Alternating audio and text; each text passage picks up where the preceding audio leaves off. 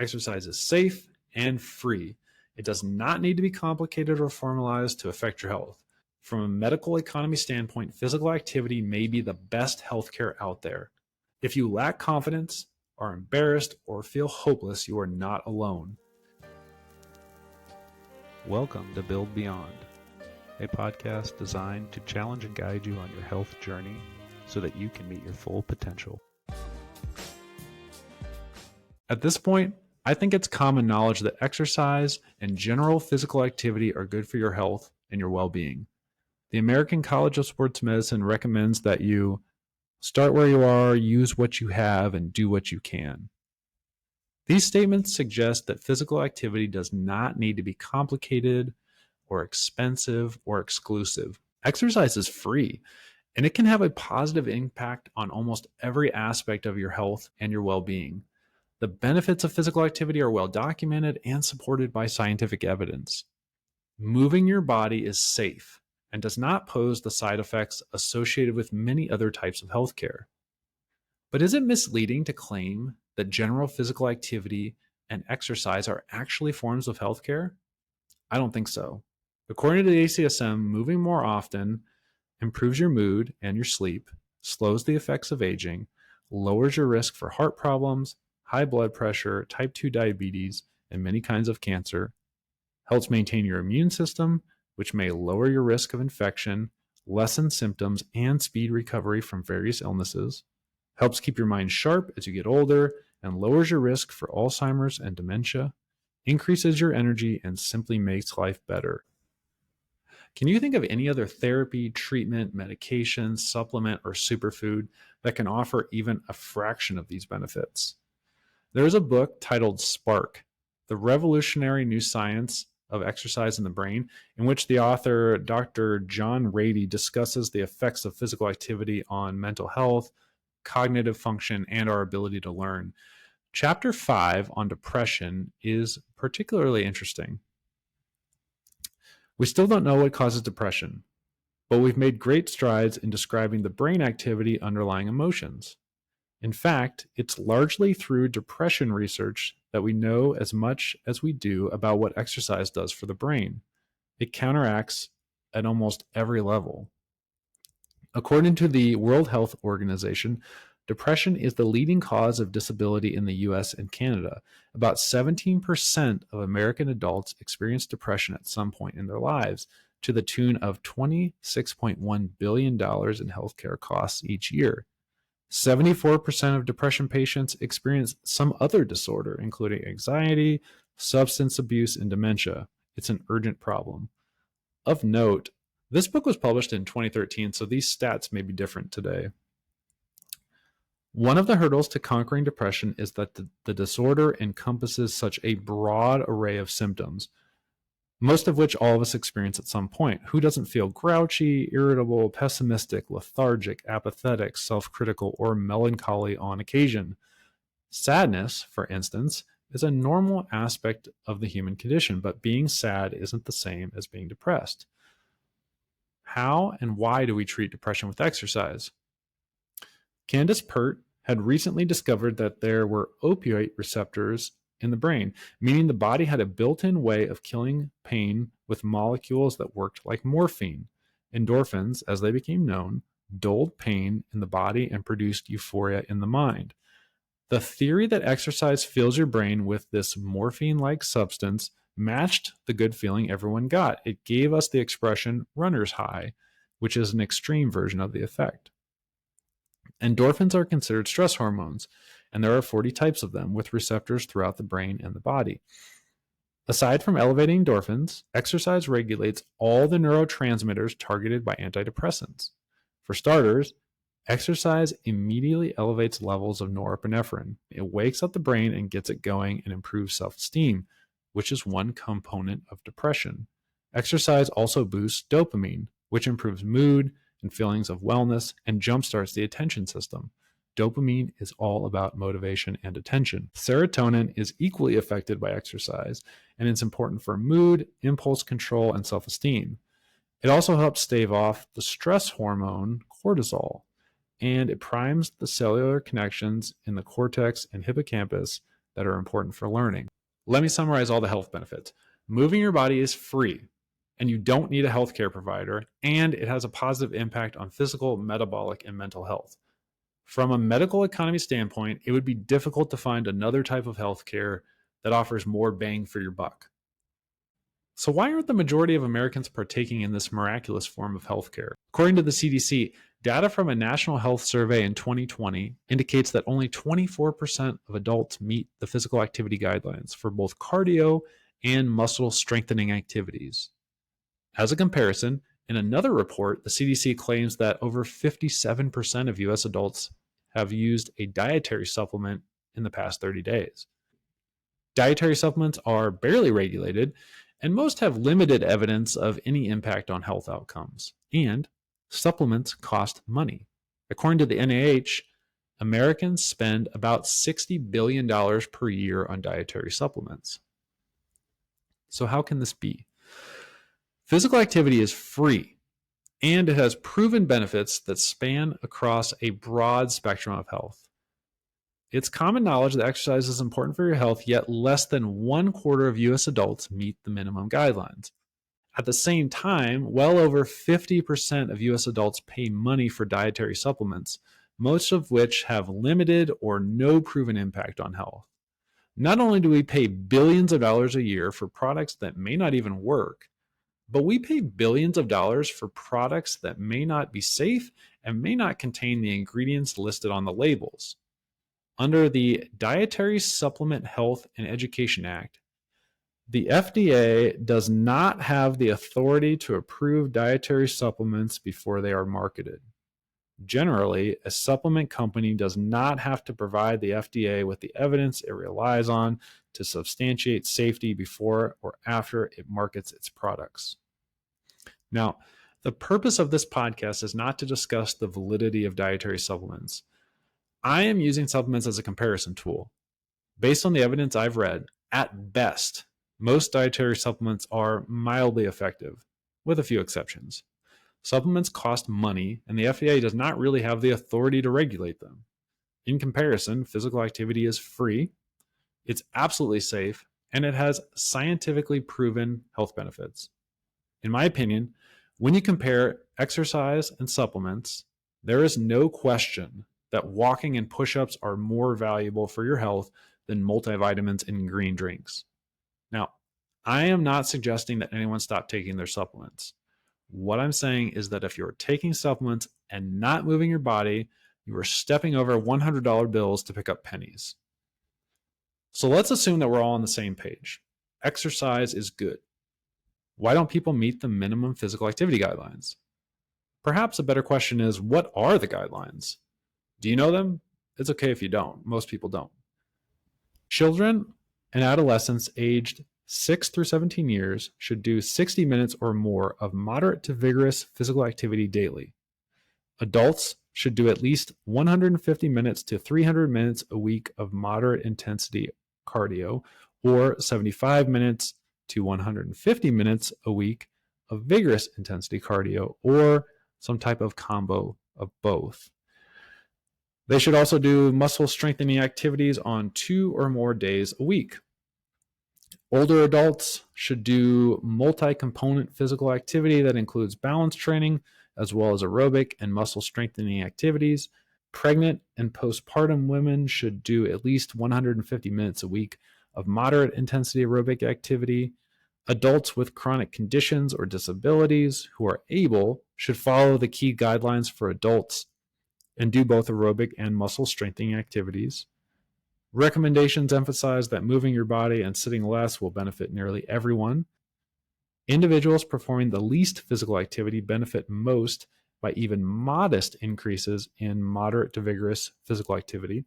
Additional benefits occur with more physical activity. Both aerobic and muscle strengthening physical activity are beneficial. Now, these guidelines only mention moderate to vigorous physical activity, but how do we account for light activity, like walking?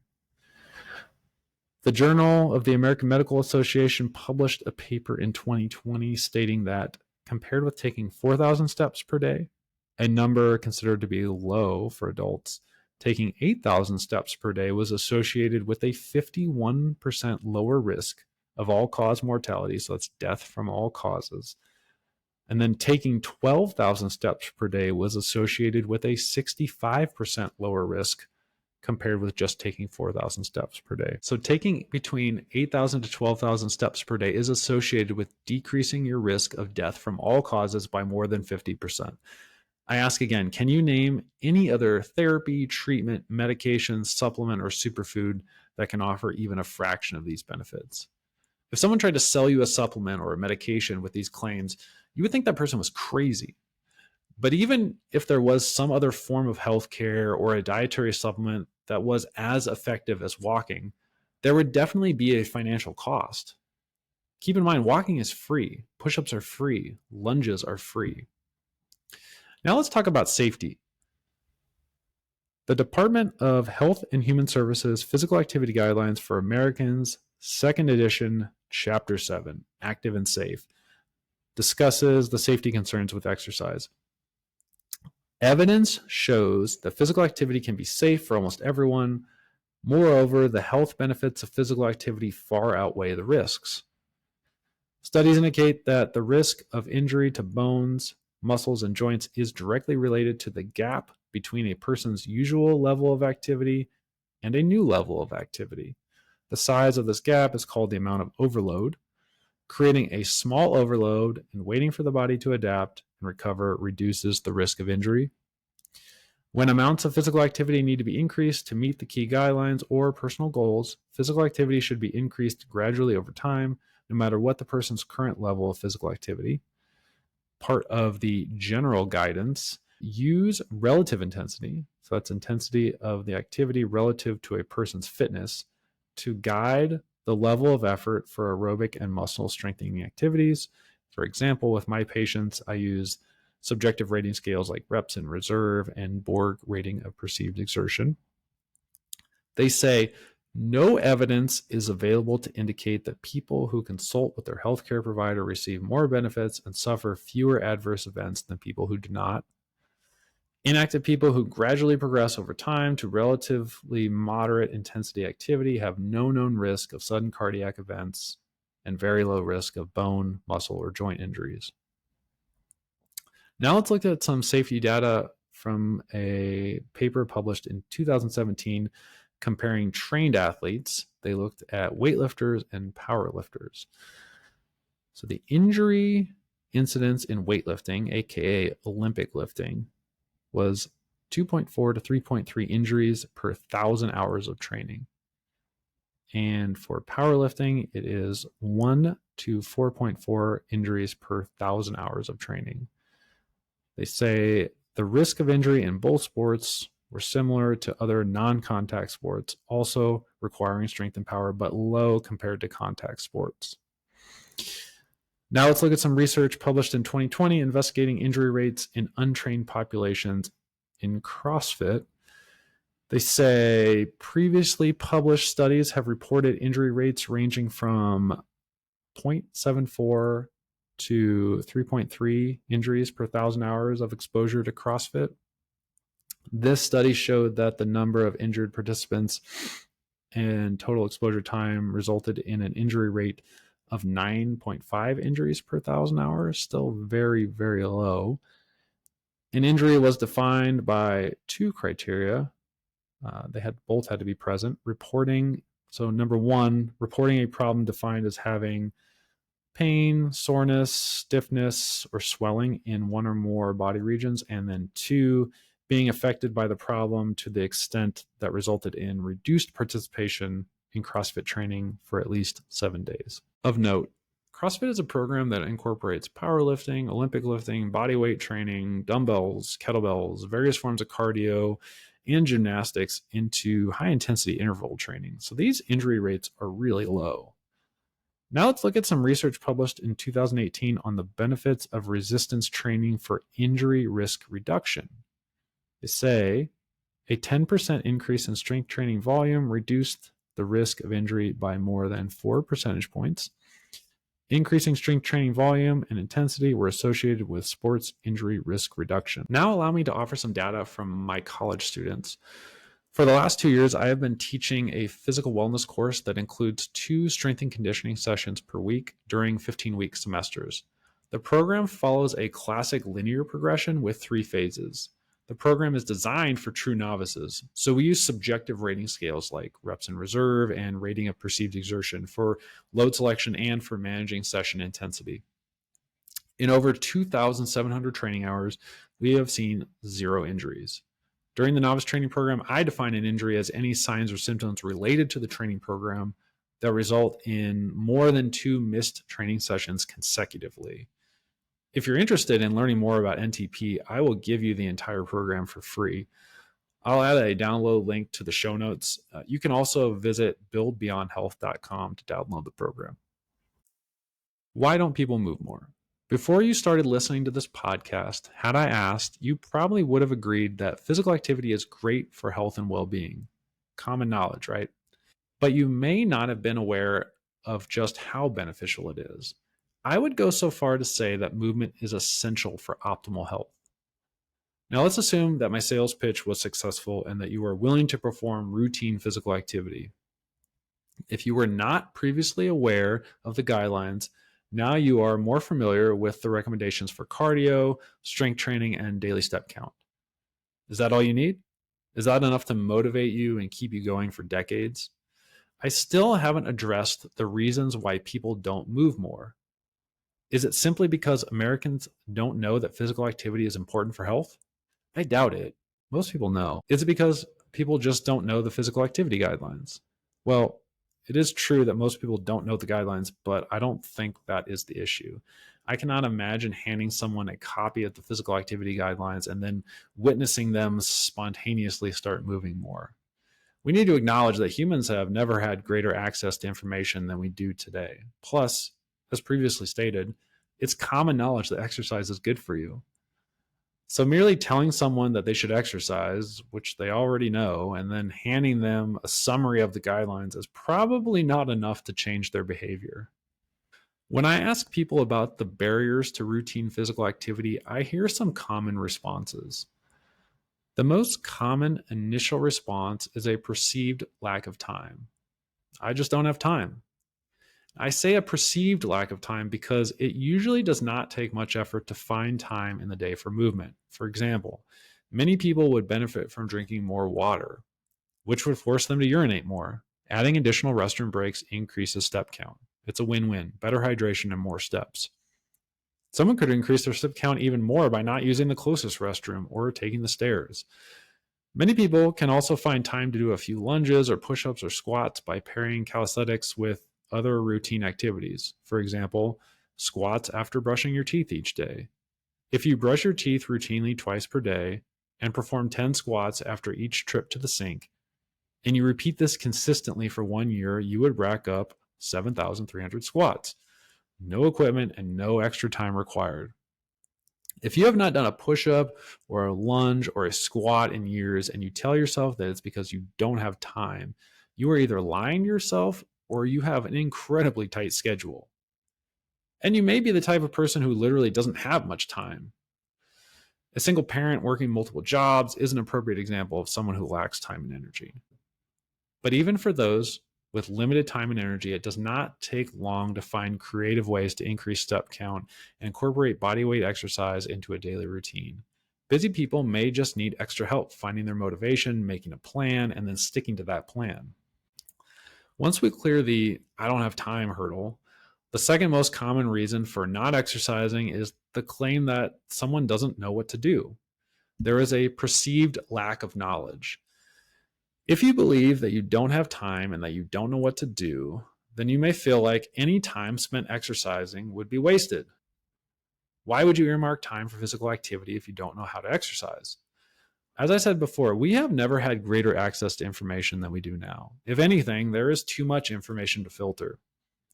But if you're sedentary, anything is better than nothing. I promise you, you don't need to be picky. Get on YouTube and copy something that looks interesting. Then just keep doing that. Not all programming is created equal, and there is certainly a lot of garbage on the internet, but any movement is better than no movement. And if you are moving more, you're winning. Remember the guidance from the ACSM. Start where you are, use what you have, and do what you can. At this point in the conversation, many people feel excited and empowered. Discussion and planning can be motivating and tend to liberate people from a psychological movement jail. When you realize that you don't necessarily need to dedicate a lot of time to exercise and that movement does not need to be complicated to be effective, it should make you smile. But for some people, the discussion must continue. At the core of many sedentary lifestyles is one of the hardest things to admit. And this may be a factor for most people to some extent. Many are not physically active because they are embarrassed and they lack confidence. For various reasons, circumstances result in sedentary lifestyles. It happens. One thing leads to another, then you blink and a decade has passed you by. You may feel trapped in a body that you don't like, with health conditions that you don't want. Changing your situation seems impossible. And even if you can contemplate the obvious changes that need to be made, the thought of stepping outside of your comfort zone and failing can be terrifying, especially if you feel like people are watching and judging you. It's easier to tell ourselves that we just don't have time and that we don't know what to do. But for most people, those are not real barriers. Fear of failure and fear of being judged can be paralyzing. After enough time, hopelessness sets in. If these words speak to you, you are not alone. It's more common than you think. And this is where fitness professionals and healthcare providers can be useful. Sometimes you need a guide to walk with you, even if the path is obvious. Sometimes you need teammates and a community. If you want to hear more about the topic of motivation, listen to episode 6 of the Build Beyond podcast. In summary, exercise is good for you. Routine physical activity may even be vital for health and well-being, physical, metabolic, and mental. Exercise is safe and free. It does not need to be complicated or formalized to affect your health. From a medical economy standpoint, physical activity may be the best healthcare out there. Most of the barriers to routine physical activity are not real, and with some thought and creativity, these barriers are simple to bypass. If you lack confidence, are embarrassed, or feel hopeless, you are not alone. You may need help, and there is no shame in seeking guidance. If you make the choice to move your body, even by just doing one push-up or intentionally walking to a distant restroom, you are winning. Keep moving.